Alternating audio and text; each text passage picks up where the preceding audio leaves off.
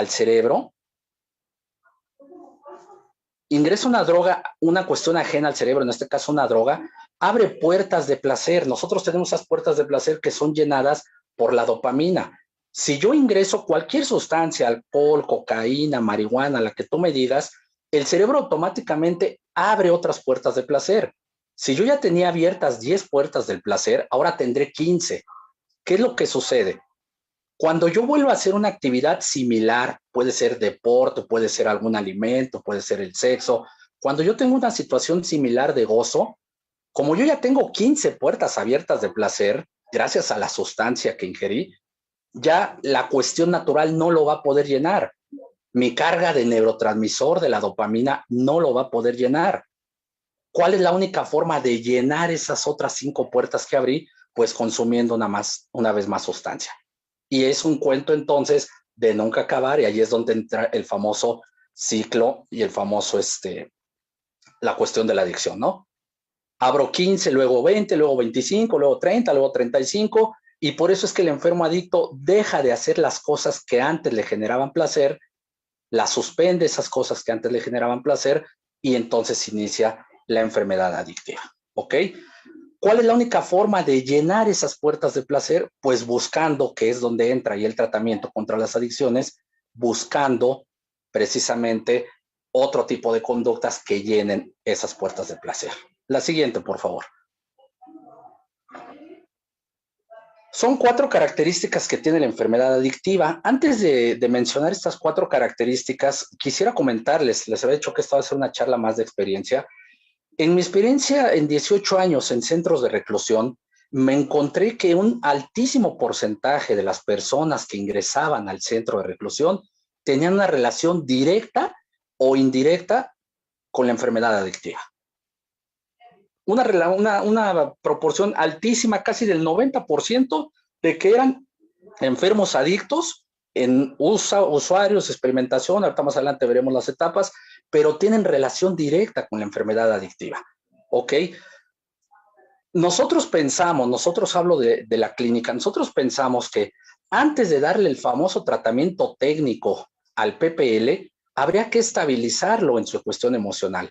Cuando digo estabilizarlo en su cuestión emocional, me refiero a, primero, es lo primero, uno de los grandes axiomas que se tienen en las agrupaciones de AA, primero es lo primero, y primero tiene que atender su enfermedad adictiva.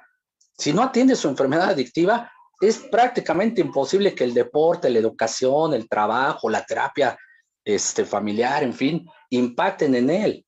Primero tenemos que estabilizarlo en sus emociones y en su consumo, y ya después atender su tratamiento técnico, clínico, criminológico. ¿Ok? Bueno, hecha esa aclaración, ahora sí vamos a revisar las características de esta enfermedad adictiva. Primer característica es una enfermedad primaria, es decir, los síntomas son predecibles, así como su desenlace, y no requiere de otra enfermedad para desarrollarse. Por ejemplo, el cáncer puede desarrollar osteoporosis. No necesito yo tener otra enfermedad para que se desarrolle la enfermedad adictiva. El síntoma es predecible, desafortunadamente, la muerte. ¿Ok? Segunda característica es que es progresiva, por lo que les señalaba hace unos minutos de esas famosas puertas de placer. Va progresando, y evidentemente desde el punto de vista biológico, psicológico y social, esta progresión y este cuerpo sí me van a solicitar mayor consumo. Progresiva, con el tiempo y sin intervención, los síntomas van aumentando. ¿Cuál es el principal síntoma de la enfermedad? Es decir, ¿cuál es la primer forma de saber que soy un enfermo alcohólico drogadicto? El consumo. El consumo es el principal síntoma. Si la persona consume drogas, alcohol, es el principal síntoma de que es un enfermo alcohólico drogadicto. Y aquí sí quiero también enfatizar, el término correcto, por favor, es enfermos alcohólicos drogadictos. Ya no vamos a utilizar términos peyorativos, el borracho, el marihuano, el coco, el pacheco. Eliminemos esos términos, y el término técnico para dirigirse a las personas son enfermos alcohólicos drogadictos, o enfermos alcohólicos, o enfermos drogadictos. ¿Ok? Vamos a la siguiente, por favor. La tercera característica de esta enfermedad es que es crónica, es decir, una vez diagnosticada no es reversible, es decir, es incurable. La enfermedad adictiva es incurable, no se puede curar, no hay cura para esto. Se decía que hay estudios por ahí que inyectan a la persona para que ya no se le antoje la cocaína. Bueno, puede ser, no lo dudo, ya la ciencia ha ido muy avanzada, pero hay un término en cuestiones de adicciones que se llama adicción cruzada. Sí, ya no se me antoja la cocaína, pues ahora le cambio y me voy al alcohol. Ahora le cambio y me voy a la marihuana. Ahora le cambio y me voy a los inhalantes. No hay todavía, así como lo hubo, qué bueno y tan rápido, una vacuna para el COVID, no hemos sido capaces como humanidad, como ciencia, de encontrar la cura para la enfermedad del alcoholismo y de la adicción. Y la siguiente característica, cuarta y última de esta enfermedad, es que es mortal. Los síntomas ponen en peligro la vida, ¿ok? Bueno, la siguiente, por favor. ¿Cómo se clasifican las drogas? Las drogas se clasifican en dos grandes grupos, ¿no? O los podemos abordar desde dos diferentes órbitas o visiones. Número uno, por los efectos que las drogas producen en el cuerpo. Número uno, estimulantes. Número dos, depresoras. Y número tres, alucinógenos, ¿no? En términos coloquiales, en términos de calle, del ámbito, del gremio, pues nosotros le decimos que son las que dan para arriba, para abajo y para afuera, ¿no? Los estimulantes del sistema nervioso central, las depresoras del sistema nervioso central y las drogas que hacen alucinar. Y también se clasifican por su legalidad. Desafortunadamente, hay drogas legales e ilegales. Las drogas legales y la droga legal por excelencia, desafortunadamente, pues es el alcohol, ¿no? Inhalantes, barbitúricos, alcohol, las benzodiazepinas. Generalmente, las drogas legales son las drogas depresoras del sistema nervioso central y las drogas ilegales son las estimulantes del sistema nervioso central, como las anfetaminas, metanfetaminas, en fin, ¿no? El famoso crack, las tachas, la cocaína, la piedra, en fin. Y las drogas ilegales, bueno, lo menciono, cocaína, anfetaminas, crack, ice, cristal. Muy bien, la siguiente, por favor. Signos y síntomas de la enfermedad adictiva. Primero vamos a ver qué es un signo y un síntoma. En este caso hablemos de la semiología. ¿Qué es la semiología? Es la parte de la medicina que estudia los diferentes signos y síntomas de una enfermedad. Un signo es aquel que se ve y no se siente, y un síntoma es el que se siente y no se ve. Repito, el signo es el que se ve y no se siente. Traer ojos irritados, traer los ojos rojos, es un signo, porque se puede observar, pero no se sienten. Y por el contrario, un síntoma puede ser una cefalia, dolor de cabeza, o un dolor de estomacal, ¿no? Que se siente, pero no se puede observar. La suma de signos y síntomas me da un cuadro sindrómico, es decir, una sintomatología. En este caso, los principales síntomas de la enfermedad adictiva número uno es la tolerancia. ¿Qué es la tolerancia? Es la capacidad que genera el adicto para soportar mayor dosis. Regreso a lo que iniciamos con esta charla de las famosas puertas del placer. ¿Ok? Mientras más consumo, más puertas del placer voy abriendo y necesito de mayor consumo para obtener el mismo efecto. A eso le llamamos la curva de la tolerancia. ¿Qué es la curva de la tolerancia? Que a menor dosis obtengo mayor efecto. Conforme voy consumiendo y va pasando el tiempo, esa curva se invierte y entonces requiero de mayor dosis y tengo menor efecto. Es decir, al inicio puede ser que con 1, 2, 3, 4 copas obtengo el efecto deseado. Pasado el tiempo y siguiendo con mi consumo, ya no voy a necesitar de 3 o 4, sino ya requiero 10, 15 o hasta 20 copas y no logro alcanzar el efecto deseado. ¿Por qué no logro alcanzar el efecto deseado? Enfatizo por las famosas puertas del placer. Ya ni siquiera 10, 15, 20, 25 copas logran llenar esas puertas de placer que yo solita fui abriendo con mi consumo. El segundo signo y síntoma fundamental de la enfermedad adictiva es el síndrome de abstinencia o supresión. ¿Qué es este síndrome de abstinencia? Pues en términos coloquiales, vamos a llamarle así, es la famosa cruda, ¿no? Síndrome de abstinencia es el proceso físico-psicológico, es decir, hay efectos físicos y efectos psicológicos que se presentan cuando se suspende la ingesta. Esto es fundamental, concepto fundamental, es prácticamente imposible que me dé síndrome de abstinencia durante el consumo. tiene que ser necesariamente en el momento en que suspendo la ingesta. Obviamente hay sustancias que generan mucho más síndrome de abstinencia que otras, ¿no? El alcohol, por ejemplo, es una de las sustancias que genera mayor síndrome de abstinencia o supresión. El adicto consume la sustancia para suprimir el dolor en este síndrome de abstinencia y no para obtener placer. En términos también coloquiales, la famosa cruda, el enfermo alcohólico cuando se la quiere curar, no lo hace para obtener placer, sino para ya no tener dolor.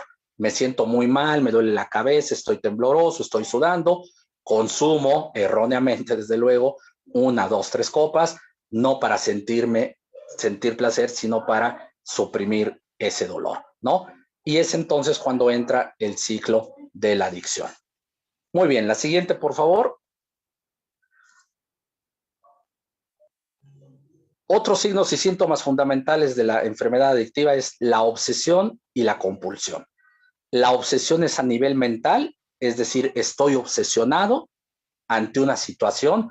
Ya desde el momento en que yo hablo de obsesión, estoy hablando de una cuestión patológica, ¿ok? El estar obsesionado con una mujer, con el dinero, con el trabajo, con lo que tú me digas, ya es una cuestión patológica. Y en este caso estoy obsesionado a mi sustancia o a las sustancias que quiero. Es decir, estoy pensando todo el tiempo en cuándo voy a consumir, ¿no? Quiero comentar aquí algo, estamos atacando una industria increíble, ¿no? Y no solo en la cuestión mercadotecnia, de la Bacardí, de la Tecate, la Corona, los cárteles de la droga, en fin, o sea, es una potencia increíble, se está atacando y no tenemos grandes armas. Ahorita ya platicaremos algo de los modelos, pero no tenemos muchas armas para atacar eso. Lo vimos apenas hace unas semanas con esa famosa reunión de alto nivel entre los Estados Unidos y México. Uno de los puntos que puso sobre la mesa los Estados Unidos fueron la cuestión del consumo de drogas. Yo en lo personal celebré esa parte porque ya se están dando cuenta que sí, hay que atacar al cártel de la droga, pero a los enfermos, ¿cómo le vamos a hacer? Esperemos, no tarde mucho en llegar los recursos, en abrir instituciones para atender este tipo, ¿no? Porque los CIJs o algunas instituciones privadas tipo Oceánica, tipo Montefénix, hacen buen trabajo y son bastante nobles, desde luego, y son muy profesionales, pero no basta con ello. Estamos ante una situación muy fuerte, ¿no? Entonces, ¿qué es la obsesión? Pongo un claro ejemplo, que lo tomamos de risa. Acuérdense que estamos ante una mercadotecnia, ¿no? Es viernes, que precisamente hoy es viernes, y el cuerpo lo sabe, ¿no? Eso es un clarísimo ejemplo de la obsesión. Es viernes y el cuerpo lo sabe. El enfermo alcohólico drogadicto desde el miércoles, jueves, ya está pensando a dónde me toca ir, con quién me toca ir, cuánto dinero necesito, qué voy a hacer, en la casa de quién toca la fiesta. Hay una obsesión. Ya estoy obsesionado, repito, a nivel patológico, ¿no? Así como la obsesión a una mujer, a un hombre, al dinero, al trabajo, es patológico, obviamente, a una adicción. Y la compulsión es a nivel físico. La compulsión es ingreso la primera sustancia a mi cuerpo y no puedo parar, ¿ok? ¿Cuál es la droga más peligrosa? Luego yo pregunto esto en las charlas que doy o en las clases y me responden los jóvenes o el auditorio, me dice, pues es que es el crack, es la piedra, es el cocodrilo, es el ice, el cristal. No, la droga más peligrosa es la que tú te metes. Esa es la droga más peligrosa, aunque sea tabaco comercial. El tabaco comercial, como lo vamos a ver más adelante, es responsable de muchísimas muertes al año en el país y en el mundo. No minimices, ese es algo de lo que nos encontramos mucho en la clínica, que la gente minimiza su consumo.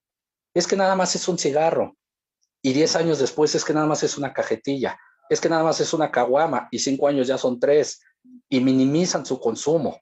La droga más peligrosa es la que tú te metes, es la que a ti te está dañando.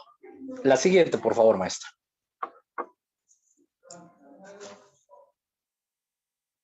Las etapas de la adicción. Son 4 básicamente las etapas de la adicción: experimental, usuarios, abusadores y dependencias. En la literatura podemos encontrar otras etapas. Hay algunas que solamente usan usuario, abusador y dependiente, o le cambian el nombre, pero básicamente es lo mismo, ¿no? Experimental es el primer contacto que el individuo tiene. El usuario es cuando el sujeto ya en una situación esporádica y la enfermedad se empieza a instaurar de forma insidiosa. ¿Qué quiere decir que se instaure de forma insidiosa? Que no te das cuenta. El enfermo adicto no se da cuenta de que se está convirtiendo y está desarrollando la enfermedad adictiva. El abusador de drogas es un consumo recurrente de la sustancia que da lugar a la incapacidad de cumplir con responsabilidades en trabajo, escuela, en fin, y en la dependencia ya desarrollaste compulsión y obsesión. Recuerdo entonces, para que un enfermo alcohólico drogadicto se catalogue como tal, es que ya desarrolló obsesión, compulsión, síndrome de abstinencia y tolerancia. Tú solito y solita te puedes hacer ese autoanálisis, chequeo, ese diagnóstico y saber en qué etapa te encuentras. Estas etapas, desde el punto de vista también biopsicosocial, impactan. En lo experimental, lo biológico, no hay tanto problema. No ha afectado muchas cuestiones lo biológico. Lo psicológico tampoco, no hay culpa, no hay resentimientos, puede ser la famosa cruda moral, ¿no? Y desde el punto de vista social, bueno, todavía tengo mi familia, mi trabajo, mi escuela. Los problemas empiezan ya cuando voy a la etapa de usuario y de abusador de drogas. Ojo, es tan delicada, es tan compleja, tan peligrosa esta enfermedad y el consumo de sustancias que con solo una vez experimental puedes perder la vida. Y hemos visto casos desafortunados o que cambie el rumbo total, ¿no? Y pongo el ejemplo de un jugador de fútbol del América, el señor Cabañas, por una fiesta, por unas copas, que le dijo algo que no debía decir a alguien que estaba por ahí, le dan un balazo y prácticamente derrumban su vida, ¿no? Lo acabamos de ver, desafortunadamente, también unos jóvenes que venían de una fiesta atropellan a 12 peregrinos y cambia su vida radicalmente, ¿ok? Y era desde el punto de vista, vamos a dejarlo así, experimental. Entonces, el usuario también ya empieza en lo biológico a tener ciertas complicaciones, y empieza a dormir mal, sus hábitos alimenticios empiezan a alterarse. En lo psicológico, pues empiezan algunas culpas, vergüenzas, algunos resentimientos. En lo social ya empieza a haber regaños por ahí de los padres, de los jefes de trabajo, de los compañeros de trabajo, de la familia. Cuando entramos a la etapa del abuso de drogas, ahí sí ya radicalmente la parte biológica empieza a alterarse, mi ciclo vigilia-sueño, es decir, mi forma de dormir se altera, mi forma de comer se empieza a alterar, dejo de comer, ¿no? En la parte social ya empiezo a faltar a mi trabajo, ya empiezo a tener problemas de dinero. En la parte psicológica ya tengo muchas culpas, mucho resentimiento, me siento incomprendido, siento que no me quieren, sentimientos crónicos de vacío. Y por último, la parte de la dependencia, ¿no? Dependo totalmente de la sustancia, ya desarrollé compulsión y obsesión y ya vivo para drogarme. En esta experiencia que les comento en la penitenciaria de Santa Marta, un gran ser humano, gran sujeto, me llamó poderosamente la atención un día cuando ingresó a la clínica, nosotros le llamamos así la clínica, me dice, se acerca esta persona y me dice, licenciado, estoy feliz porque llevo 2 horas sin consumir marihuana. 2 horas, él se sentía con una plenitud porque llevaba 2 horas que no consumía marihuana. Esta persona consumía cerca de 30, 25, 30 cigarros al día de marihuana. Obviamente para él era un logro llevar 2 horas sin consumir sustancias, ¿no? Otro caso que también quisiera compartirles, increíble, llegó una persona a la clínica a solicitar la ayuda en boxers, tal cual, así, en ropa interior y con sandalias, ¿no? Y sandalias de diferente color, del mismo número, del mismo pie, ¿no? O sea, las había tomado de la basura y dice, esto es lo que traigo, esto es lo que soy. Así de impactante y así de potente es la enfermedad adictiva ya en la etapa de la dependencia, ¿no? Bueno, y a estos dos sujetos, vamos a señalarlo, gracias a su poder superior, gracias a Dios, gracias a su gran esfuerzo, son sujetos que han salido afortunadamente avantes, ¿no? La siguiente, por favor, maestra. Pues yo sigo sin verme, pues ya me acostumbré. De por sí ya ando medio tocado de la cabeza y pues siento que me estoy hablando a mi celular y no pasa nada. ¿Qué es la sobriedad? Es un término que se ha escuchado mucho, se dice mucho, es que tienes que ser sobrio, ya ponte sobrio. La sobriedad es hacerte responsable de tus actos y de tus hechos, ¿no? No es lo mismo, y más adelante también lo abordaré, no confundir abstinencia con sobriedad. La abstinencia simplemente es la interrupción del consumo. Ese es el abstemio. En el modelo, en la clínica, en el argot, se dice que cualquiera puede dejar de tomar o de consumir drogas, pero no cualquiera puede hacerse sobrio, ¿ok? Hay un concepto también fundamental que se llama la borrachera seca. La borrachera seca es que ya consumiste, ya interrumpiste el consumo, pero sigues con tus mismas actitudes. Palabras claves que se utilizaban en la clínica es cambio de juicios y actitudes, cambiar tus juicios, cambiar tus acciones, convertirte en un sujeto sobrio, hacerte responsable de tus actos y de tus hechos.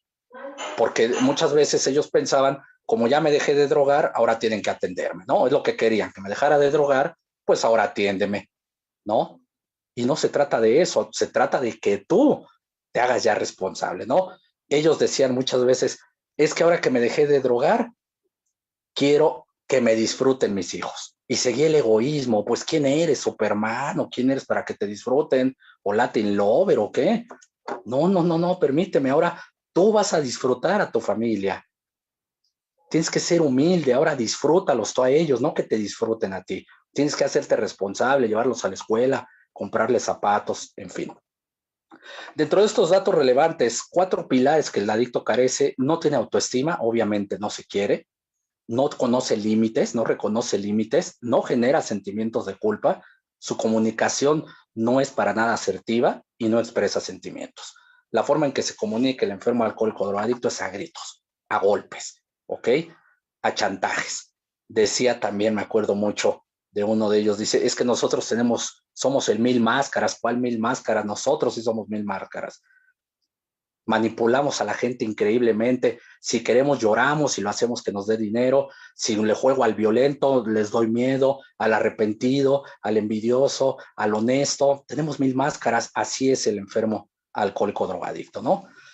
Cada adicto impacta un promedio de 8 personas. Es alta la cantidad. También se dice ahí en la clínica que si se salva un adicto, se salva una familia, ¿no? ¿Qué es fondear? La famosa fondear es cuando ya perdiste el dolor, cuando ya no te interesa nada, cuando ya ves a tus hijos sin zapatos, a tu esposa ya enferma también y no te duele, cuando ya ves que estás perdiendo la dignidad, el respeto de los demás y no te duele, eso es fondear. Gravísimo error que se tiene es que tiene que fondear. No, señoras y señores, es que déjalo que fondee para que entiende. No, en el programa se dice, te puedes evitar muchos años de dolor. No necesita fondear. ¿Para qué? Si en tu casa, y desafortunadamente, porque la estadística así lo dice, en tu casa y en mi casa hay más de un enfermo adicto.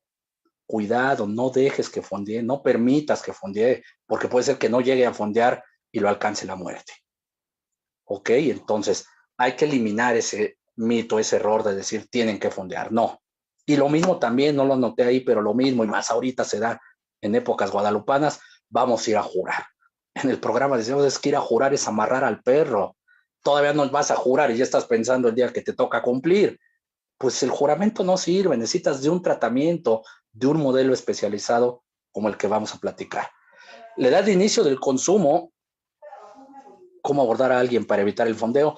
Las preguntas, Aide, señoras, auditorio, perdón, omití esa parte, vamos a hacerlas al final, si me dan 15 minutitos. ¿Cómo evitar inmediatamente intervenir en un tratamiento? Inmediatamente, ¿no? Eso no hay que dejarlo, que déjalo solo, él solo va a entender, no. Es un sujeto que requiere ayuda, es un ser humano que necesita ayuda y más si es un ser querido, ¿ok? No lo dejes solo, hay que acompañarlo, hay que buscar tratamiento adecuado. Aquí sí es como Acapulco, hay de todos los precios, hay desde los gratuitos hasta los excesivamente caros, ¿no? Y eso platicaré al final de la charla. Existen 2 tipos de cerebros, el adicto y el no adicto, no hay de otra, ¿no? Eso todavía no se ha resuelto bien. Hay personas que consumen una vez y dicen no lo vuelvo a hacer y en serio no lo vuelven a hacer. Y hay personas que inician su consumo en esa etapa experimental y continúan. Su cerebro, en este caso, es un cerebro adicto, ¿ok? La siguiente, por favor, maestra.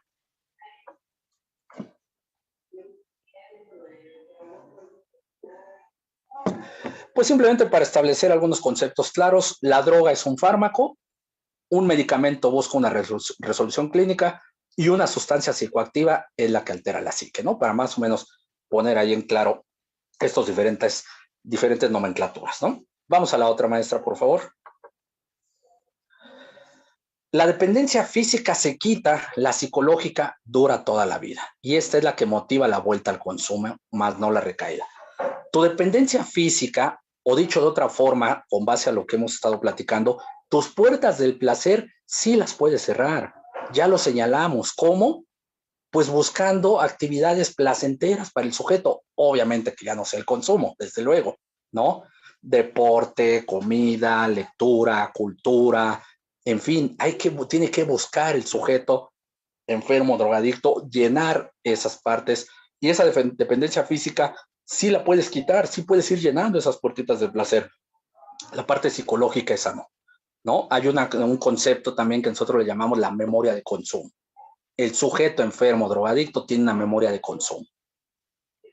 Algo también, y lo digo con toda la responsabilidad que ocupa mi comentario, desde luego que el consumo de sustancias es placentero, sí, si no, no hubiera, ¿no?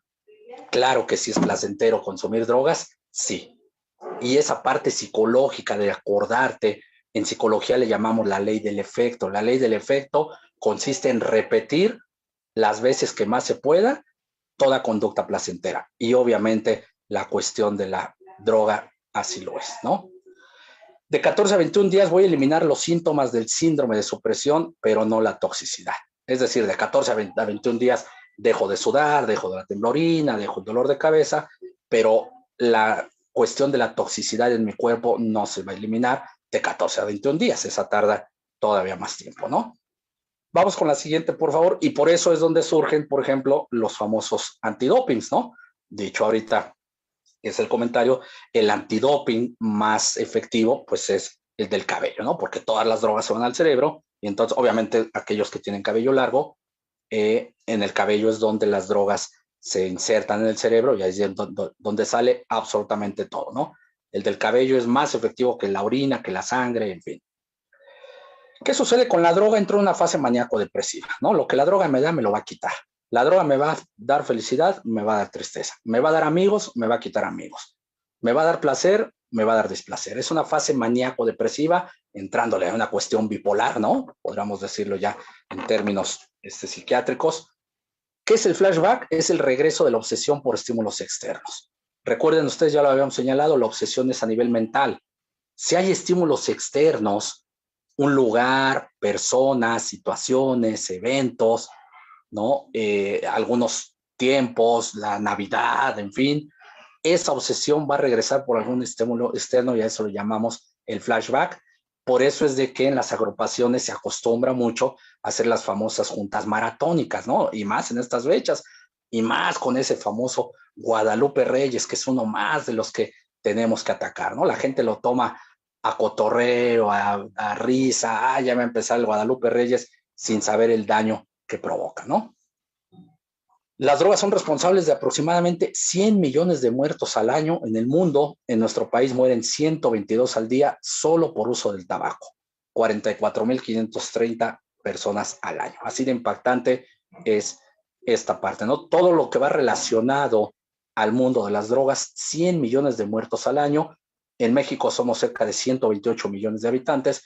Estamos hablando que casi al año muere el país de México, obviamente en todo el mundo, a causa de las drogas y todo lo que conlleva, ¿no? El narcotráfico, los famosos pasones, que fui por mi droga y me mataron, en fin. La siguiente, por favor. ¿Qué es lo que sucede con el adicto? El adicto va a consumir drogas por los efectos y no por su sabor. Las drogas no saben ricas, el alcohol no sabe rico, la cerveza no sabe rica, las monas no saben ricas, la marihuana, la piedra, no tienen un sabor placentero. La droga se consume por el efecto que me produce. Ya les había dicho yo, con toda la responsabilidad que mi comentario conlleva, sí, desde luego que una droga es placentera, si no, no se drogaría la gente, ¿ok? Mucho cuidado, hay que tomar con pinzas este comentario que estoy haciendo. Es que me dijo el conferencista que me fuera a drogar porque es placentero. No, no, yo estoy diciendo eso. Yo estoy poniendo sobre la mesa, desde luego, una realidad. Por eso es que es tanta problema de la droga, porque sí causa mucho placer. En alimentos suele suceder el fenómeno contrario, es decir, la gente consumimos alimentos por su sabor, pero el efecto, desde luego, no lo hago por sus efectos, ¿no? Ya sabemos toda esa parte alimenticia, de lo que sucede con el alimento. Algo muy importante, el adicto no decide serlo, pero sí es su responsabilidad atender la enfermedad, ¿sale? Nosotros nunca conocimos, y yo no conozco a alguien que haya levantado la mano y le haya dicho, Dios mío, hazme adicto, por favor, ¿no? Quiero ser adicto. O alguien que presuma, mira, ven, tengo un adicto en la casa, ven a conocerlo. No, hombre, es bien risueño. No, nadie, él no decide serlo, él no pide serlo, pero sí es su responsabilidad atender esa enfermedad, ¿ok? Generalmente los programas de recuperación sí funcionan. Quien no funciona es el adicto en recuperación. En el programa de los 12 pasos que está basado en el modelo Minnesota dice, rara vez hemos visto fracasar a la gente que concienzudamente ha llevado el programa. Es decir, los programas de recuperación, y ahorita pongo el ejemplo de Alcohólicos Anónimos, Narcóticos Anónimos, sí funcionan. Está acreditado. Quien no funciona es la persona, de ahí vienen las famosas recaídas, ¿no? Algo sucede en la persona que recae y recae y recae. Ok, vamos a la siguiente, por favor. Todo programa de recuperación tiene que poseer los criterios de la norma oficial mexicana 028. Todos los programas de recuperación, llámense anexos, casas de medio camino, en fin, si tú estás interesado, interesada en laborar, en abrir alguna clínica de atención contra las drogas, primero hay que revisar la norma oficial mexicana 028. Ahí viene establecido claramente cuáles son los requisitos que necesita todo establecimiento, separación de sexos, personal especializado, médicos, psicólogos, psiquiatras, adictólogos, obviamente instalaciones sanitarias, alimentación, en fin. Segundo dato, o bueno, siguiente dato, perdón, el adicto recupera valores, no cosas. Eso es algo fundamental. Cuando nosotros recibíamos a los PPLs, a los internos, decían, es que quiero recuperar mi casa, es que quiero recuperar a mi familia, es que quiero recuperar mi libertad. No, tú ya no vas a recuperar eso. Es que quiero recuperar el tiempo perdido. Escucha lo que estás diciendo, se le confrontaba. ¿Quieres recuperar el tiempo perdido? Pues ya fue tiempo perdido. El tiempo perdido no se recupera. Es algo de lo que tenemos que entender los seres humanos. Y de ahí, bueno, doy un dato, la felicidad, por ejemplo, para ser feliz, el primer requisito para ser feliz es aceptar que te vas a morir. Lo primero que debes de entender es que no eres Matusalén, que no vas a vivir 200 años, te vas a morir. Entonces busca la felicidad, ¿no? El hombre en búsqueda del sentido, Víctor Frank, por ejemplo, ahí lo cito. El adicto no puede recuperar valores, no puede recuperar cosas, solo recupera valores, lealtad, dignidad, responsabilidad, disciplina, amor propio, eso sí lo puede recuperar. Luego se cometió el error de que, y cometemos mucho el error, y más el mexicano, en el cristianismo, cometemos el error de pedir. Es que, Dios mío, dame trabajo, Dios mío, trae a mi familia, Dios mío, hazme rico. Él no te va a hacer caso en eso, tu poder superior, no quiero entrarle a cuestiones religiosas, no te va a hacer caso porque no es su reino es espiritual, él te va a dar cuestiones espirituales. Él sí te puede devolver la dignidad, la lealtad, la autoestima, en fin. Siguiente concepto fundamental es la codependencia. Codependencia presenta la misma sintomatología que el enfermo. El hijo, la esposa, en fin, ¿no? Ellos también son enfermos, ellos también presentan obsesión, compulsión, obviamente no consumo, pero sí presentan lo mismo que ellos, ¿no?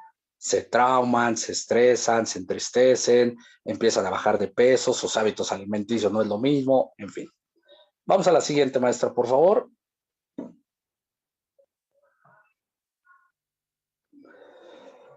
Bueno, ahora sí, vamos a platicar del modelo. Si le damos otro clic, por favor. Esa foto ahorita me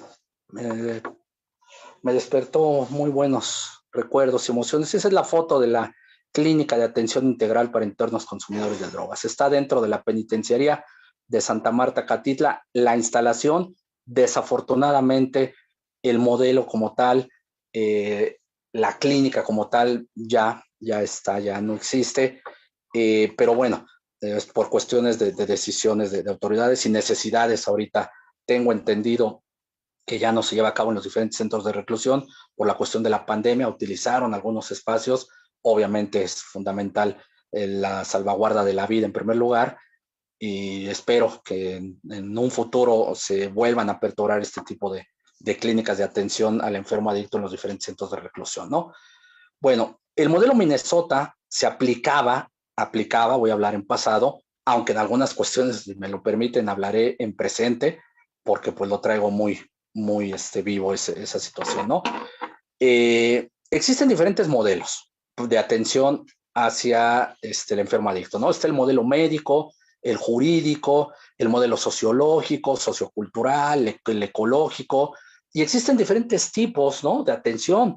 Los famosos grupos de autoayuda, alcohólicos anónimos, narcóticos anónimos, neuróticos anónimos, están también los famosos fuera de serie, los anexos, también evitar a toda costa hacer uso de este tipo de centros. No cumplen desde luego para nada con la norma oficial mexicana, ¿no? Son los famosos anexos, el rebaño sagrado, son los clásicos que los ponen en 2 corcholatas toda la noche, cargando ahí 2 tabiques, el trato es denigrante, es inhumano, y lejos de, yo entiendo que luego la familia está desesperada, pero ante la falta de conocimiento, pues se van a la primera opción, y desafortunadamente las primeras opciones son estos lugares, ¿no? Te mandan a los famosos doceaveros, ¿no? Las personas que están de ahí y con una cobija lo suben al carro a la fuerza, en fin. Yo no recomendaría para nada el uso de este tipo de centros, pero existen, es una realidad y por eso se menciona, ¿no?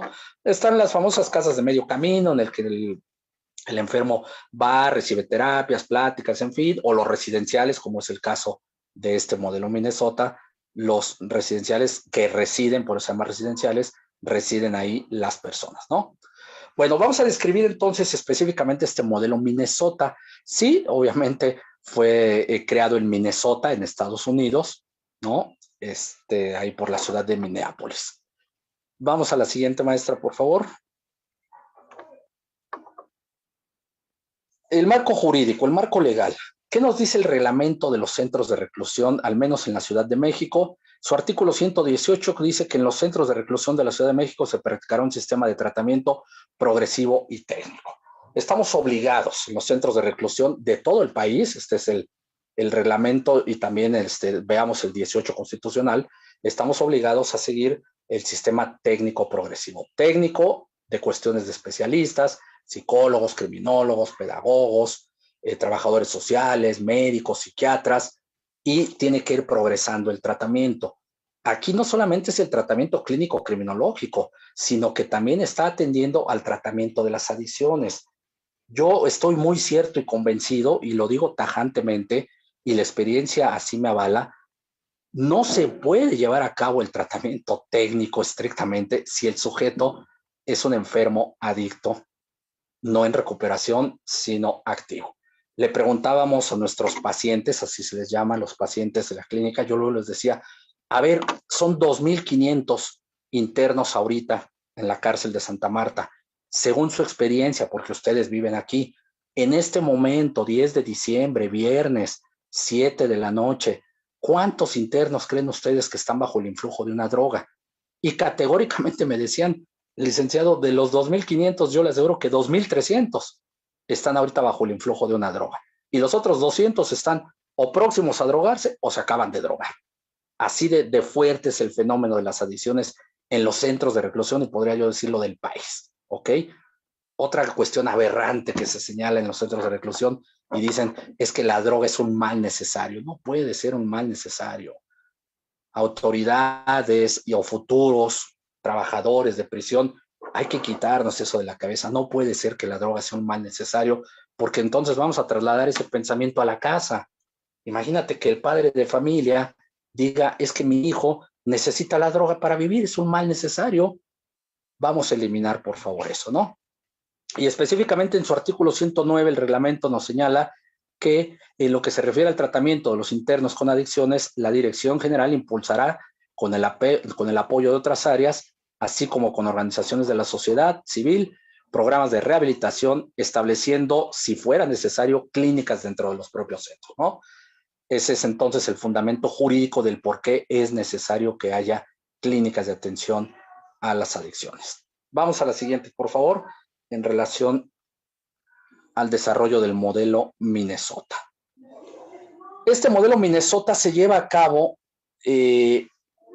En dos grandes, al menos que yo tengo el placer de haber conocido y de trabajar con algunos de ellos, en dos grandes instituciones dedicadas a la atención a las drogas, que es Oceánica, conocida por muchos, y Montefénix, ¿no? Oceánica y Montefénix son, pues, son las más caras, son muy caras esas, pero utilizan este modelo Minnesota. El modelo consiste en Mazatlán, en Oceánica Mazatlán, están internados residencial, viven ahí por 45 días. El mismo modelo, tal cual, y fue donde nosotros recibimos esa capacitación, lo desarrollamos en Penitenciaría de Santa Marta, Catitla, solo que ahí se daban 90 días de tratamiento, es decir, era más amplio el tratamiento, ¿no? Bueno, si le damos, maestra, por favor, varios clics, porque ahí está, gracias, ahí. El modelo utilizado en la clínica es desarrollado por Oceánica, conocido como modelo Minnesota. La base de este modelo, y quiero enfatizar esto también, es un modelo, es decir, no quiere decir que como en la PENI ya no se dio, ya no se puede dar. No, la característica, recordemos, de todos los modelos de tratamiento es precisamente eso, es un modelo y lo puedo yo desarrollar en diferentes ámbitos, en diferentes instancias, en China, en Japón, en Estados Unidos, en México, en Chile, es un modelo.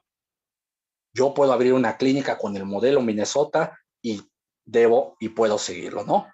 La base de este modelo es la filosofía de los programas de 12 pasos, ¿no? De los 12 pasos de Alcohólicos Anónimos, creados por Bill y Bob, ¿no? En la clínica trabajamos hasta el quinto paso, cuarto y quinto paso, y después, ya que salen, y lo vamos a ver al final, en su post-tratamiento, ellos trabajaban 6, 7, 8, 9, 10, 11 y el 12º paso. Estos pasos son cíclicos, ¿ok? Llego al 12º paso y me regreso al primero. No quiere decir que ya la libré. Acuérdense ustedes que la enfermedad es incurable.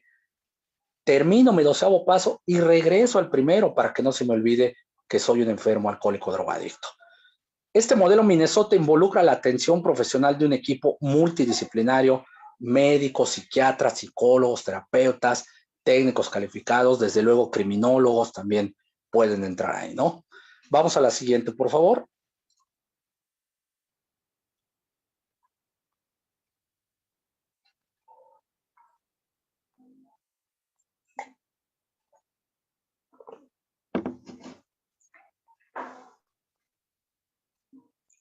La filosofía que se tenía y que se tiene todavía, ¿no? Dentro de las personas que trabajamos en la clínica, se concibe al ser humano como único y valioso por el simple hecho de existir. Aparte de esa cuestión filosófica, es una cuestión que aparece en nuestra Constitución, ¿no? Todos tenemos derechos y todos somos valiosos por el simple hecho de existir. El trabajo con el enfermo adicto en un centro de reclusión, pues lleva una doble criminalización, ¿no? Aparte de que eres un criminal, eres un borracho, eres un pacheco, eres un cocainómano. No podemos trabajar desde ese enfoque, ¿ok? La filosofía, si tú quieres trabajar en cuestiones de adicción, debes de ser un sujeto empático, un sujeto que atiende y que entiende que el otro ser humano es digno por el solo hecho de vivir y de existir.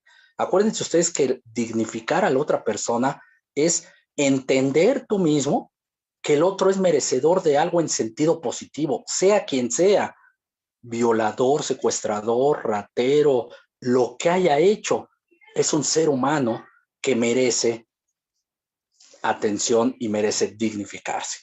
Estoy totalmente en contra de lo que luego dicen algunos, derechos humanos para los humanos derechos.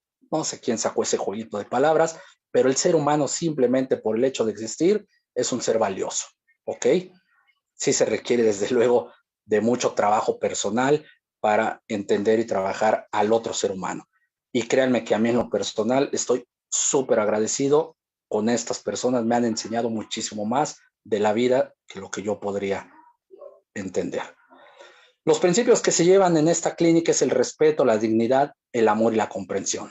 Se encaminan los esfuerzos para lograr la recuperación y ofreciendo al individuo habilidades con el objeto de implementar su calidad de vida. Se le enseña al sujeto a vivir, se parte del supuesto, por eso es que en las agrupaciones, y hablo de AA, NA, es que se celebran los aniversarios. Se parte de la realidad, no es un supuesto, que el enfermo alcohólico drogadicto no sabe vivir.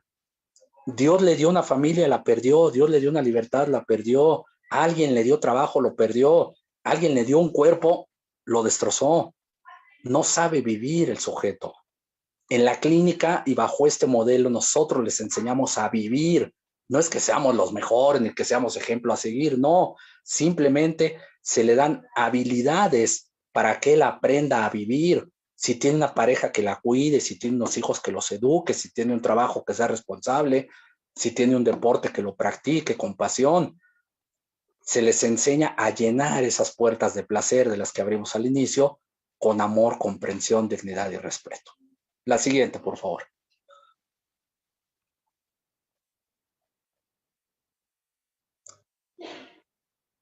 En la clínica tenemos la firme convicción de que toda persona cuenta con la posibilidad de cambio y de mejora continua, totalmente. Y esa es una frase que pongo al final de mi presentación. Estoy convencido plenamente de que el ser humano puede cambiar, debe cambiar y puede mejorar y tiene que mejorar. ¿Ok? Nos llevamos unas sorpresas, pero gratísimas de ver el cambio en los seres humanos, en las personas. La misma familia, cuando los iba a ver pasados 2 semanas, 3 semanas de su tratamiento, decía, es increíble el cambio que has tenido, desde el punto de vista físico, psicológico, social, en fin. La recuperación se va a dar gracias al tratamiento y si es posible, y el desarrollo de la espiritualidad es fundamental para ello. Desarrollo de la espiritualidad, no la religión, ¿ok? La religión, acuérdense ustedes, divide judaísmo, cristianismo, en fin, la espiritualidad une. ¿Qué es la espiritualidad? La espiritualidad es la fe, la confianza, el amor, la dignidad, esos son los valores espirituales. Vamos a la siguiente, por favor.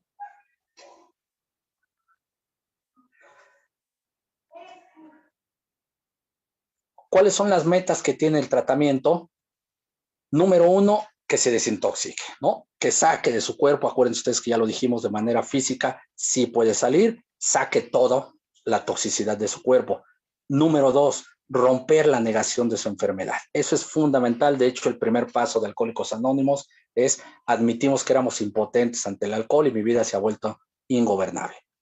Tienes que negar que no puedes. Tienes que negar, romper esa negación de que tú no eres. Yo no soy alcohólico, yo no soy adicto, ¿no? Pues yo nada más tomo cada tercer día, me drogo cada tercer día. Debes de romper esa negación y aceptarte y admitir que no puedes.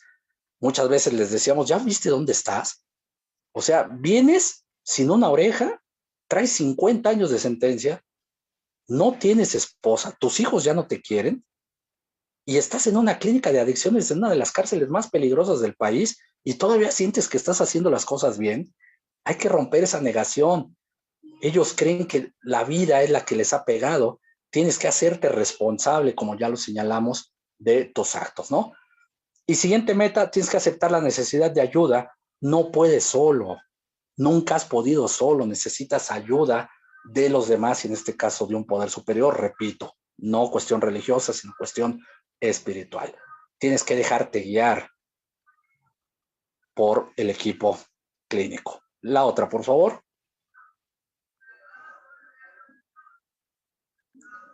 Como ya lo había señalado, tiene que adquirir herramientas para que identifique y maneje sentimientos y emociones.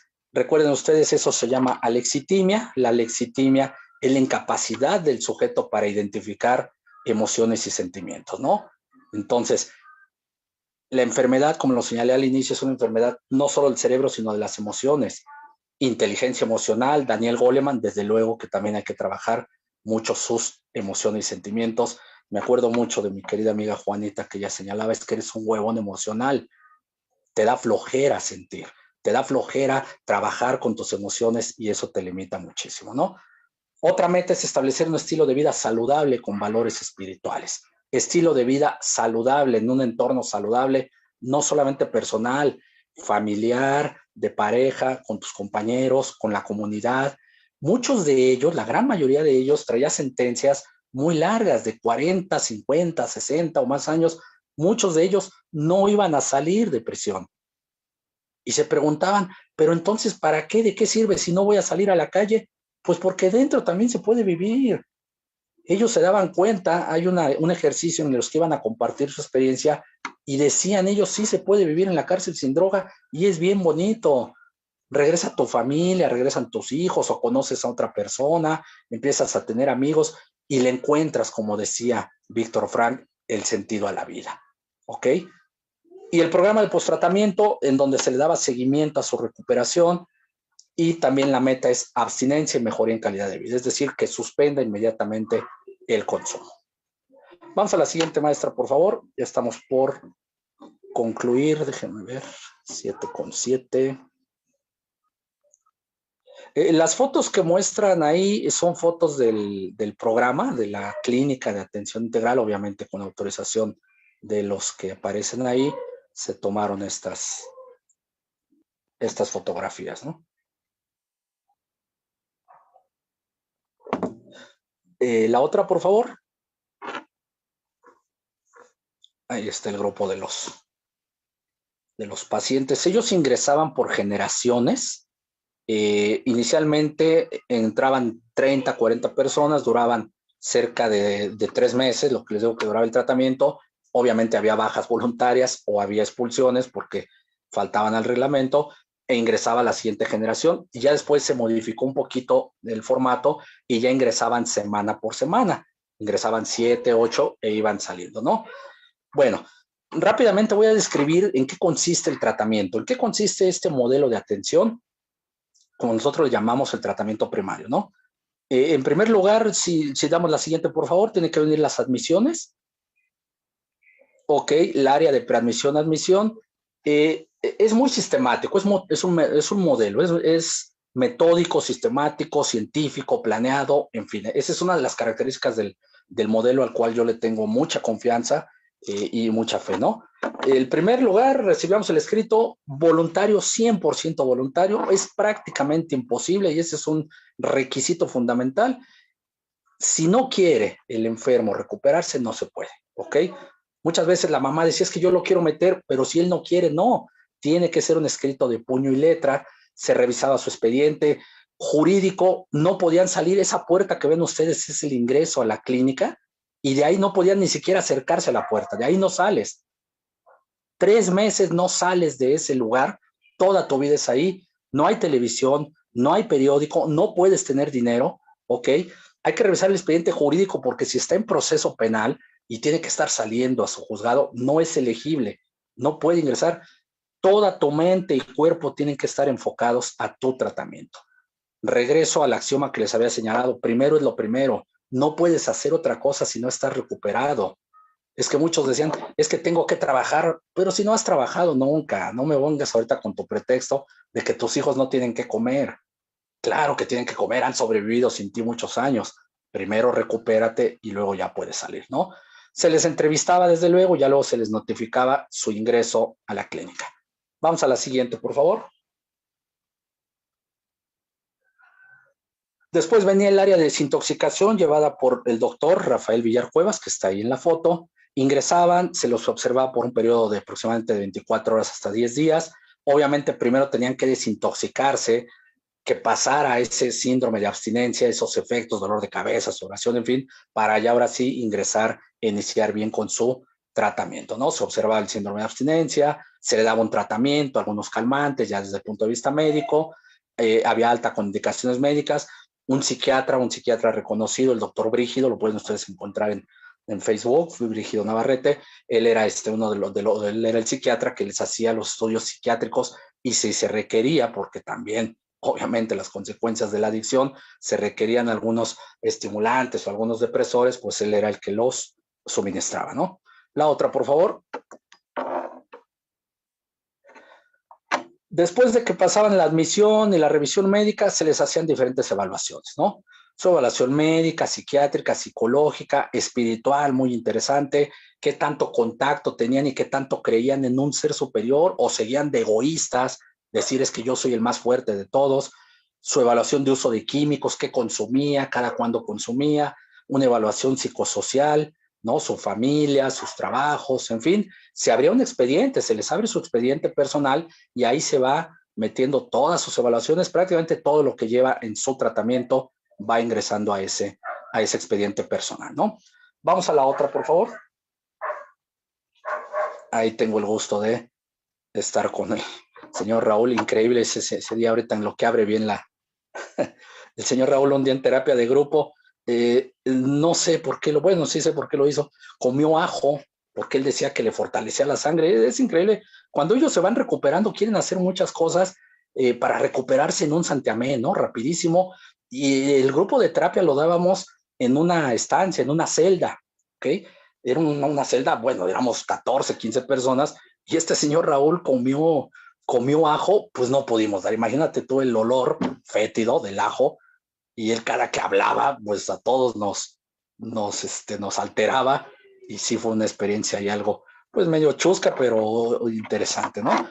El programa clínico se le hace un plan de tratamiento individualizado, así como lo señala el 18 constitucional. También en cuestiones de adicciones tiene que ser un plan de tratamiento individualizado con base, desde luego, a sus evaluaciones. Había sesiones de revisión de progreso, los terapeutas de grupo teníamos que decir cómo va progresando cada uno de estos, de los internos, de los pacientes en este caso, juntas de bitácora y referencia de pacientes, referirlo al psiquiatra, referirlo a trabajo social, algún tratamiento psicológico, todo dentro de la clínica, repito, no podían salir, todo se llevaba a cabo ahí. La siguiente, por favor. Si quieres conocer un poquito más a detalle cómo estaba la clínica, lo que es la clínica, hay una película, muy mala la película, pero malísima, se llama Que Dios te bendiga, hijo mío, y fue grabado ahí en Penitenciaria de Santa Marta, Catitla, y ahí sale parte de la clínica. Y repito, el mismo modelo, el mismo programa que lleva Mazatlán, Oceánica Mazatlán, lo llevábamos nosotros, ¿sí? Hay una actividad que se llama Caminata Espiritual, se hace en la mañanita. En Mazatlán, pues sales al mar, escuchar las olas, la brisa, ¿no? Del mar. Pues aquí no, aquí teníamos nuestro patio y ahí ellos salían a su caminata espiritual. Staffing es como si fuera amonestaciones, se expulsaba desde luego si encontrábamos desde luego droga o si se consumían o si se peleaban entre ellos, ¿no? Hay un reglamento de la clínica. El staffing es, repito, una amonestación, a 3 staffings era la expulsión, abandonos de manera voluntaria, decía yo ya no quiero estar aquí, no es mi momento, bueno, ni hablar, recuerden ustedes que es 100% voluntario, se les abría su expediente personal, todos los días al final de la sesión, de los trabajos, 2, 3 de la tarde, todos los días nos juntábamos a llenar todos los expedientes y a dar los pormenores, ¿no? Visita familiar, solamente los domingos se autorizaba la visita de las 10 de la mañana a las 3 de la tarde. Evidentemente no había cuestión de visita íntima, son 3 meses en los que tienes que soportar y entendemos también que no solamente el contacto sexual es el ejercicio de mi sexualidad, ¿no? Bueno, la otra, por favor.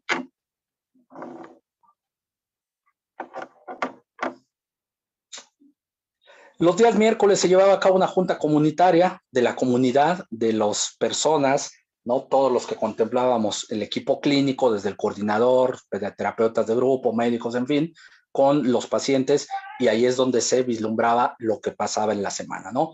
Acuerdos, eventos, algo que me lleva mucho y tengo muy presente los eventos que se realizaban, se les ponía a cantar los 15 de septiembre, música vernácula, se les enseñaba a divertirse también, desde luego, sin sustancia. Ahorita en fechas de diciembre se rompían piñatas, las calaveritas literarias, en fin, había compañeras, ahora también a la mente Patricia, Lucy, compañeras excelentes, Berenice, que llevaban a cabo ese tipo de actividades, ¿no? Y la familia, ternurita, permítame el término, que está muy, muy, se usa mucho, pues la familia llegaba y como si fueran sus hijos, ¿no? Se presentaba a las autoridades y a la familia obras de teatro, performance, y la familia feliz, aplaudiéndoles, y ellos se sentían muy feliz de ver cómo sí se puede salir avante, cómo sí se puede divertir en otras instancias, ¿no? Entonces en este programa había la junta comunitaria, diferentes talleres, obviamente las juntas de AA todos los días, como ya lo señalé, basados en el programa de los 12 pasos. Ellos presentaban, hacían sus 10 consecuencias fuertes, era uno de los primeros ejercicios, tienen que decir sus 10 consecuencias que le ha traído su enfermedad adictiva, ¿no? Y escuchábamos consecuencias desde que violé a mis hijos, me violaron, violé a mi mamá, maté a estas personas.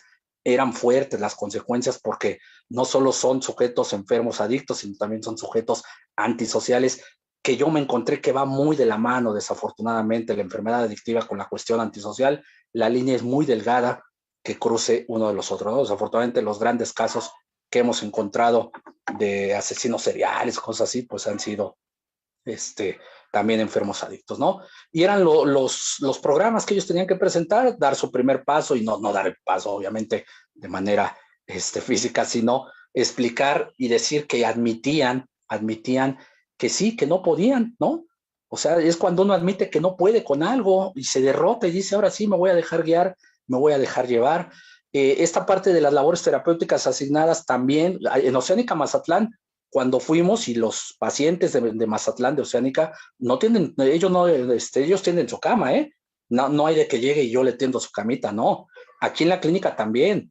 Tú tienes una labor terapéutica asignada, te toca ser el jardinero, regar las plantitas, te toca la limpieza de este pasillo, te toca dar el café, el cafetero en las juntas de AA. Había una figura emblemática que es el Tata, que es el líder. Esa persona, cada semana en la junta comunitaria cambiábamos, esa persona es la que mejor tratamiento ha llevado, es el ejemplo a seguir, ¿no? Es el que baja temprano a sus actividades, el que no falta, en fin. Lleva un horario, lleva un reglamento, lleva un cronograma, repito, es metódico, sistemático, científico. A las 8 de la mañana hacen esto, a las 9 hacen esto, a las 10 hacen esto. Todo el día están ocupados, prácticamente todo el día. Los días sábados los utilizaban para lavar su ropa, para leer, la única lectura permitida, obviamente, cuestiones de AA, del programa de AA, o algunos panfletos de crecimiento personal que se les daba, pero todo el día estaban ocupados, ¿no? Y terminaban en serio 9, 10 de la noche la cena y a dormir porque sí terminas bastante cansado física y emocionalmente, ¿no? La siguiente, por favor, ya vamos concluyendo.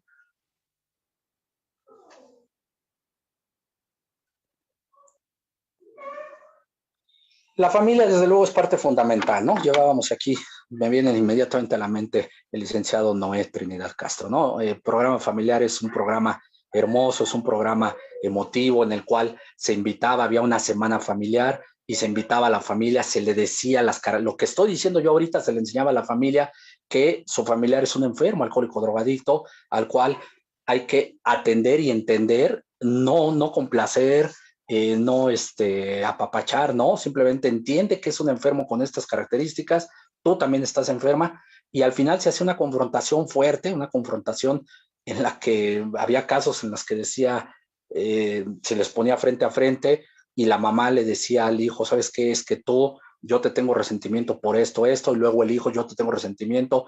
Una fuerte que me tocó, obviamente no diré nombres por respeto, pero un interno un día le dijo a su mamá, yo empecé a consumir porque mi padrastro, tu esposo, la que tú elegiste como pareja, pues me violaba constantemente, ¿no? Digo, no es un pretexto, pero es una razón y una explicación del por qué. Entonces, en ese programa familiar también se atiende a la familia y también era parte fundamental. Se hacía ya al final del tratamiento, 1 o 2 semanas antes de que el interno egresara, ¿no? De que el paciente. Vamos a la otra, por favor.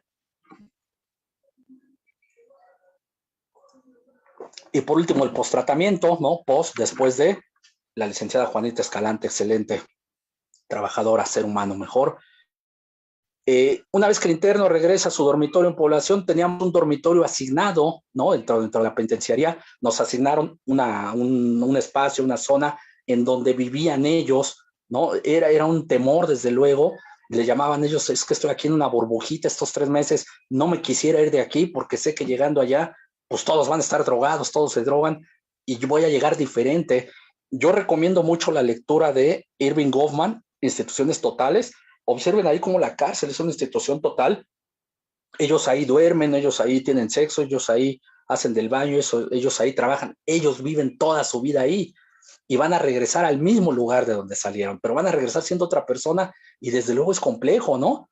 Hay algo que tengo que cuidar, ¿no? Tengo mi presencia, tengo mi reconocimiento, tengo mi historia de vida, pues como si yo soy el Muelas, yo soy el Chapahuigui, yo soy el Diablo, y ahora voy a llegar y ya no me voy a ser diferente, yo tengo una reputación que defender, ¿no? Y ese es el trabajo de postratamiento, es ayudarlo a que se integre una vez más a esa comunidad, pero ya de una forma totalmente diferente, ¿no?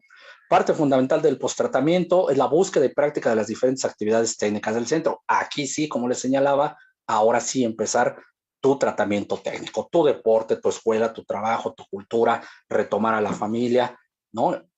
Obviamente no todos lograban esta parte de la recuperación, El porcentaje, estamos hablando entre un 35-40%, un porcentaje alto, a diferencia, por ejemplo, de Oceánica Mazatlán, y ahí sí no sabemos por qué, habría que hacer una investigación interesante.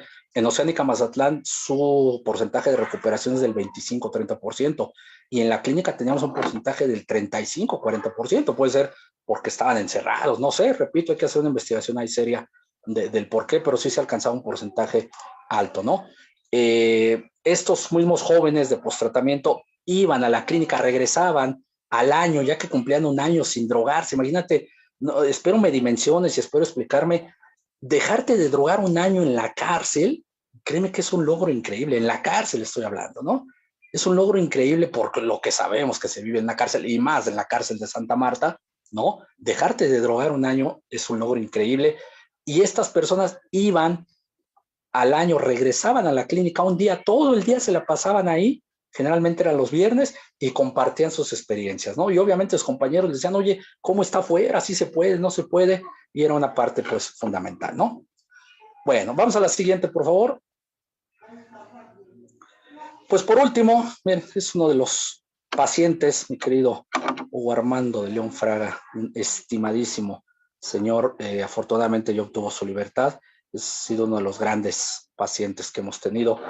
No pierdas la fe en el cambio del ser humano porque tú eres uno de ellos. Y a las personas que les interese dedicarse a un centro de reclusión, no hay nada más cruel para una persona que una misma persona lucre y abuse de su calidad de preso para satisfacer necesidades y gustos personales. Ok. Bueno, maestra, pues de mi parte sería todo. Si quiere, ya veo por ahí una pregunta. Abrimos el espacio hasta que usted lo considere un espacio de charlas, de comentarios, de preguntas. Mire, ahora sí ya me veo, ahora sí. Por supuesto que sí, maestro. Todos aquellos que tengan preguntas por hacer respecto a esta ponencia, un tema bastante interesante, pueden, por supuesto, realizarlo. Pueden activar sus micrófonos para realizar la pregunta o bien colocarla por medio del chat. Vi una en el chat, maestra, nada más que no la tengo ahorita. Creo que de Tania tenía una pregunta. Preguntan inicialmente, maestro, de parte de Aide, ¿cómo abordar a alguien para evitar el fondeo? Sí, sobre la marcha atendí un poquito la pregunta y lo recalco. La forma de evitar el fondeo es intervenir. Lo dije, no hay que esperar a que el sujeto fondee, no hay que esperar a que el sujeto sufra, buscar atención, buscar tratamiento. Yo recomiendo mucho las agrupaciones de autoayuda, AA, si no tengo los recursos económicos, esas son gratuitas y tienen bastante nivel de efectividad. Entonces, hay un tema que se llama intervención. Se hace una intervención con la persona, con el enfermo, en donde están sus familiares, sus personas más cercanas, y se le sensibiliza, se le persuade para que se atienda, ¿no? Ahí se le dan sus consecuencias de cómo me siento y se le hace una persuasión para que él ingrese y atienda, ¿no? Pero sí, no hay que dejar que fondee. Muchas gracias, maestro. Pregunta también Tania Rodríguez, que si una persona puede dejar las drogas y ya no volver a consumirlas. No hay una garantía, ¿no? Así es la característica de la enfermedad. Nadie, absolutamente nadie, muy buena pregunta y saludos desde luego a mi querida Tania a la distancia. No existe la garantía. Nadie te va a garantizar que tu familiar va a dejar de drogarse y nunca más va a consumir, ¿no? Recuerden lo que señalamos, la memoria de consumo, las cuestiones del flashback, estímulos externos. No hay una garantía. Hay personas que después de 35 años de no consumir regresan a la fatídica recaída, ¿no? No hay nadie, nadie lo puede garantizar.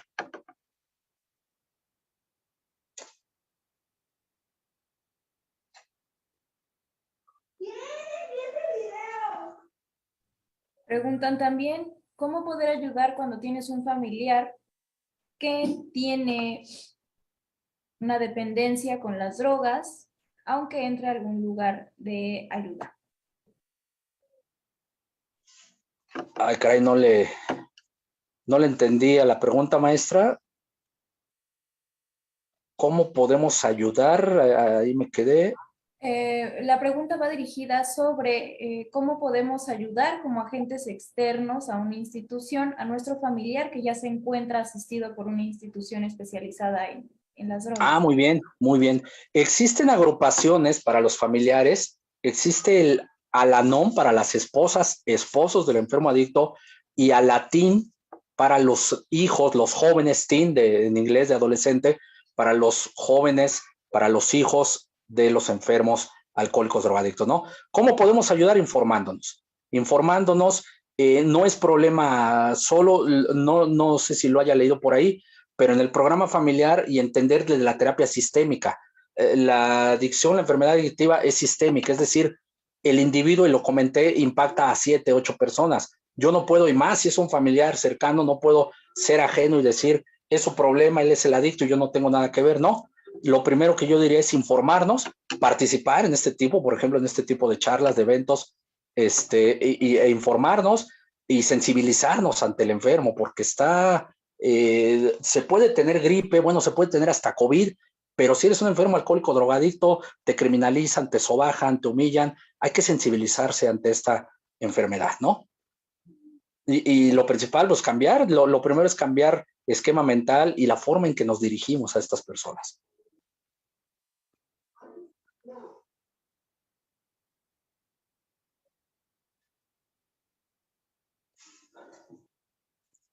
Ok, sí, con gusto. ¿Dónde se pueden informar? CIJ está haciendo cosas muy interesantes. El gobierno, o poder tomar información, el gobierno de Felipe Calderón, bueno, independientemente de meternos en política, creó las casas Nueva Vida, también tienen información importante, interesante, pero yo diría CIJ, las agrupaciones de AA tienen mucha literatura que está abierto. Los grupos de AA hacen juntas abiertas, juntas se me fue ahorita el nombre técnico, como le llaman ellos, en donde dan a conocer su programa y es abierto a todo público y puedes ahí escuchar, pero en CIJ y en estas casas Nueva Vida también hay mucha información.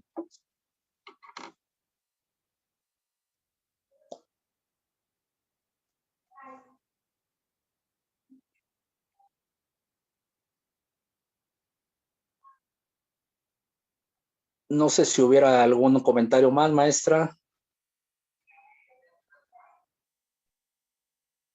Pregunta Isis, como servidor público, ¿a qué lugares podrían acercarse en el Estado de México, además de AA?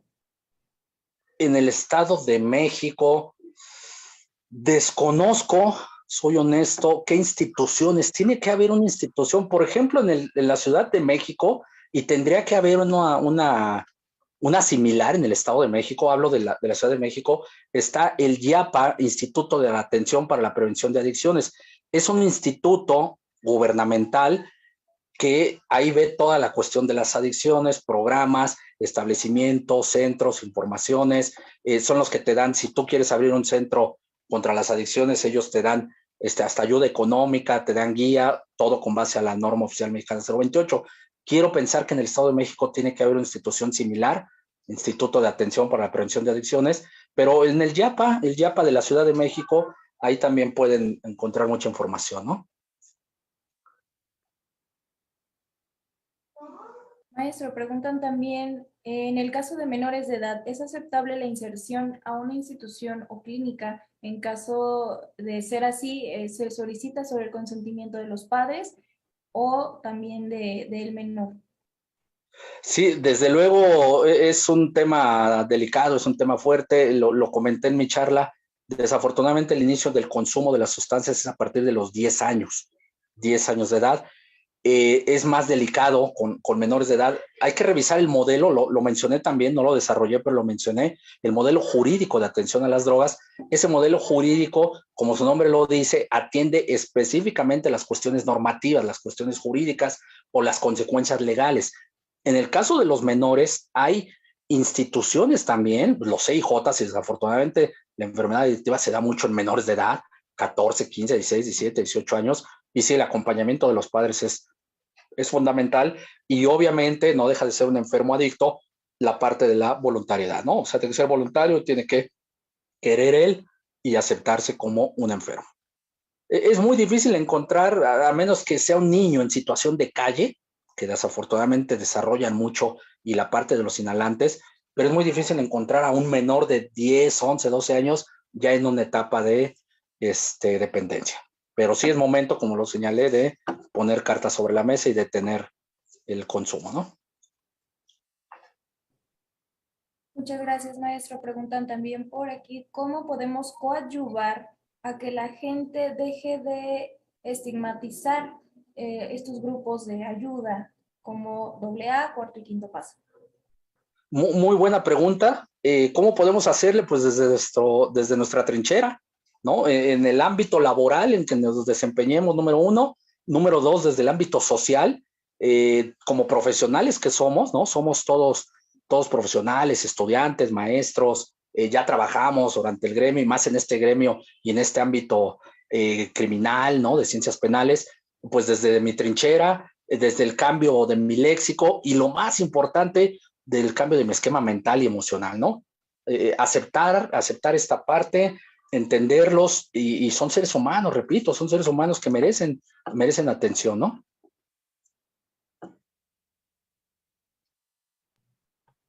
Gracias, maestro. Preguntan también, hoy en día se ha normalizado bastante el consumo de marihuana por la información que ha recorrido en los últimos días. Sin embargo, ¿cómo podemos hacer que las personas que tienen el consumo habituado de esta sustancia sepan que no es un consumo saludable? Informarles, maestra, muy buena pregunta y sí tiene toda la razón, desafortunadamente, con este debate político de la apertura y la legalización.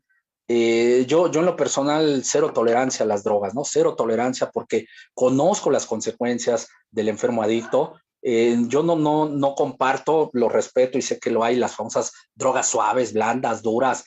Es como el delito, ¿no? Delitos de alto impacto, de bajo impacto. El delito es delito, el delito hace daño, ¿no? Y las drogas hacen daño. Entonces, lo primero es informar, ¿no? Informar y más al usuario, al joven, de las consecuencias que puede llevar este tipo de acciones, ¿no?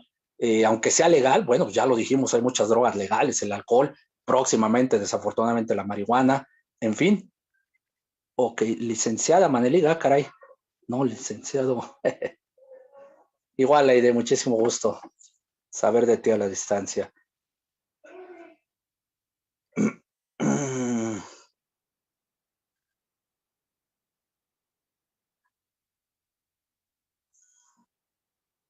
Consecuencias al consumir marihuana. Bueno, la marihuana es una droga depresora del sistema nervioso central, pues tiene muchas consecuencias. La marihuana, su toxicidad es muchísimo mayor de la que creemos. Otro mito que hay que tomar de que es que la marihuana es natural, ¿no? Si fuera natural no te pondría así, ¿no? Entonces, no, la marihuana tiene un grado de toxicidad increíble, pasa por procesos químicos ya también muy fuertes, entonces hay que hacerle ver al sujeto y lo que comenté hace un momento, recuerden la adicción cruzada, ¿no? Puede ser que ahora la marihuana, no, bueno, pues ahora me meto al inhalante, ahora a las metanfetaminas, ahora otra cuestión. Y también, pues, me han platicado, ahí sí, y lo digo, bueno, con toda seriedad, de que en las fiestas de jóvenes, y aquí veo que hay muchos jóvenes, ya se está normalizando el poner en la mesa la marihuana, algunas rayas, algunas tachuelas tachas, pues, y ya se ve normal, ¿no? Una fiesta ya es normal con ese tipo y el acceso a las drogas, pues desde luego es bastante, ¿no?